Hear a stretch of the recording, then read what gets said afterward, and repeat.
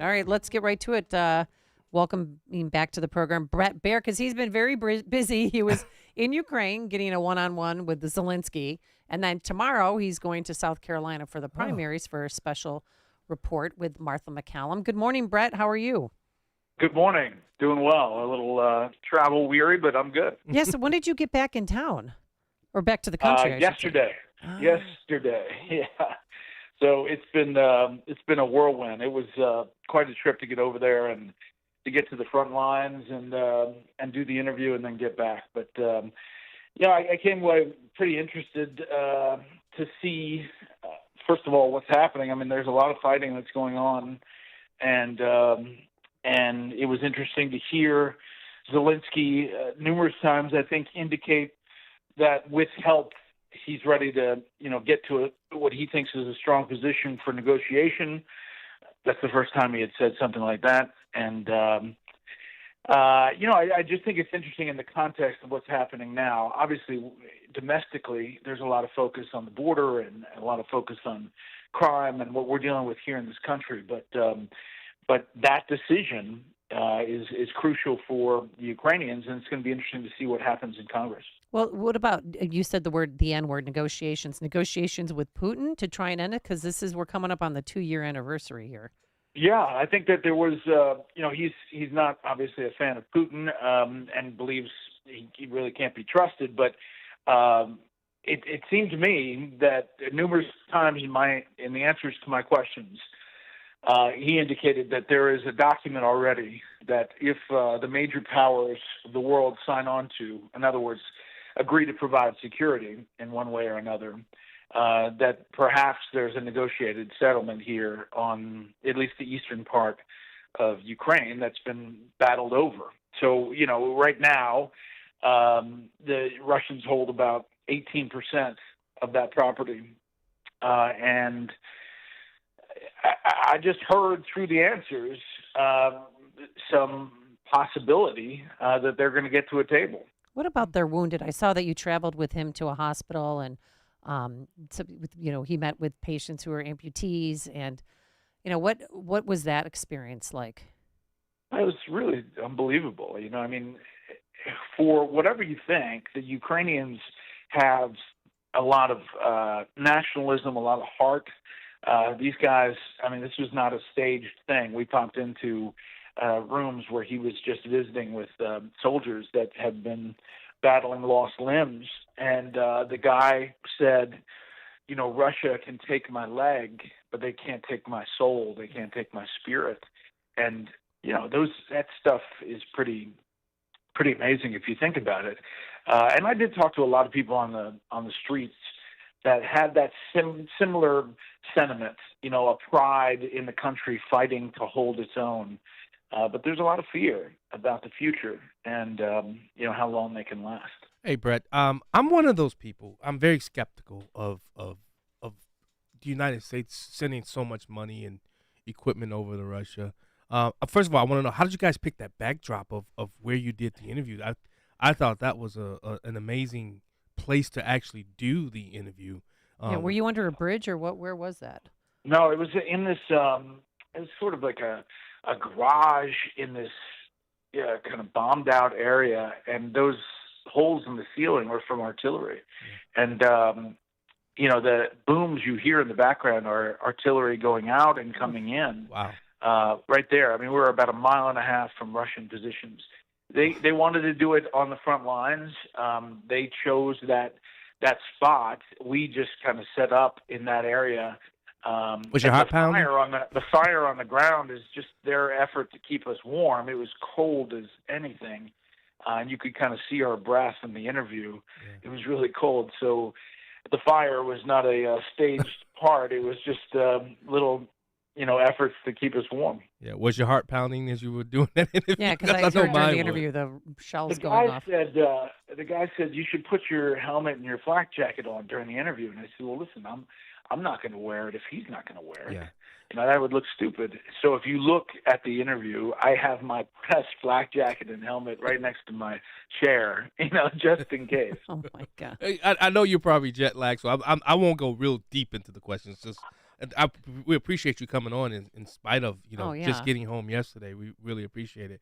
But when you look at what's the history between the Bidens and Ukraine and Zelensky, I'm one of those people. I'm a former cop, so I'm always looking at the angle. When you look at how there's so many American people, so many American voters, they're like, wait a minute, why is Biden sending so much money to this guy? Do you think Zelensky or Ukraine has the goods on Biden? And the one of the reasons why he's sending so much money is so that those goods that Ukraine or Zelensky has will not be released. Yeah, I get that skepticism, and I think it's possible that there's some history there, but I don't think it's the genesis of where that money is coming from. Listen,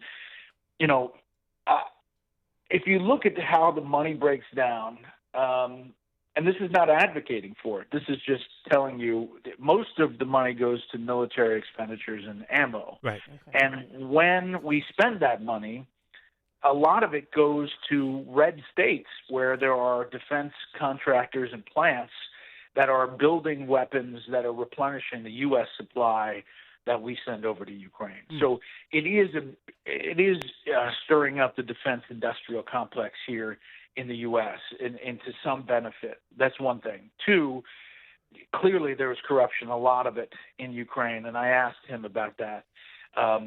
It seems they're trying to get their act in order, but it has long been a place where, a lot of money flies around. And I think the benefit, the cost benefit is weakening Russia, is preventing Putin from, if you believe that he has ambitions to go beyond Ukraine to other, countries in that region, is that a good cost for our money without putting U.S. troops on the ground? And that's the analysis that Congress has to make. Yeah. We're NATO members, and if he did invade a NATO country, technically by Article 5 of NATO, we'd have to be there. Correct. Now, do you think he'd rather work with President Biden or with President Trump? Did you get anywhere with him on that? Yeah. You mean Zelensky? Yeah. I think he talked to both of them directly. He wants Trump to come out there to the front lines, which I can guarantee you is not going to happen. But I think that he's preparing for a possible Trump administration. I mean, his answers indicated that, and he talked to him directly in that interview. All right. Now, tomorrow, South Carolina primary. What's on tap for you and Martha McCallum? Yeah, we're actually anchoring it from New York. We've got our crews in South Carolina, a bunch of reporters, and we'll be at every campaign live. But we're going to go to the election headquarters setup that we have in New York for that and for Super Tuesday. But we have 7 to 9, so 6 to 8 your time. We'll have complete coverage. If the polls are right, it's going to be an early night, but you never know. And the real question is, what happens with Nikki Haley and what does she say about her way forward? Yeah, I mean, obviously every poll shows her trailing by double digits to former President Trump. But how is she going to spin this, do you think, to make it look like she's the victor? I think she has to see some progress, and incremental. It's going to be tough to beat, how close she was in New Hampshire.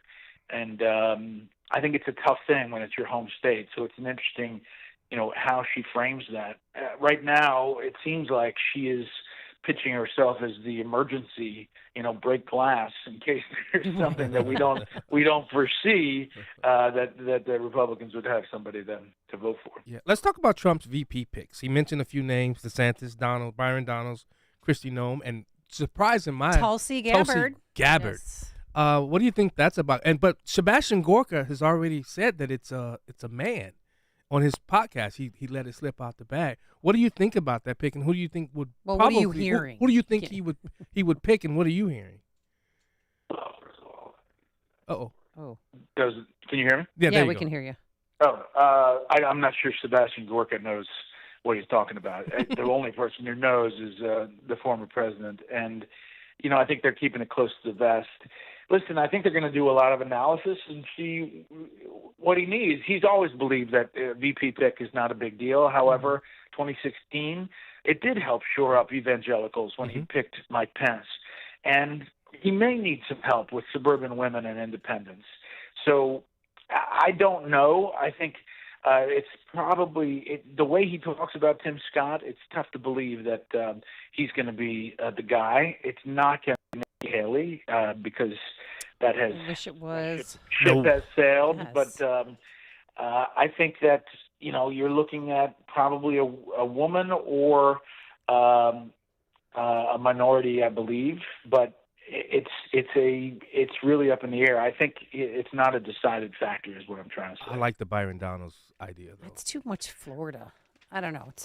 Well, we'll have to wait and see. All right, Bret Baier, host of Fox News Special Report and best-selling author of To Rescue the Constitution, George Washington and the Fragile American Experiment, and the History Club Duel Across Time, which is a graphic novel.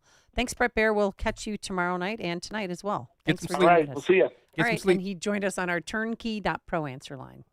Listen to podcasts of Dan and Amy from the AM 560 mobile app. Download it today at 560theanswer.com/mobile. Balance of Nature's fruits and veggies supplements, changing the world one life at a time. Yeah, I'll tell you what, I'm here in San Diego. I mean, I surf, I'm active, I'm an ex-college athlete. Well, I decided, I'm going to try that balance of nature. Let's just see what happens. Like after about a month and a half, man, what a difference. That sold me right there. That's when I was like, this stuff's working, so I'm going to stick with it. And so I've been sticking with it ever since. And it's definitely helped. And I definitely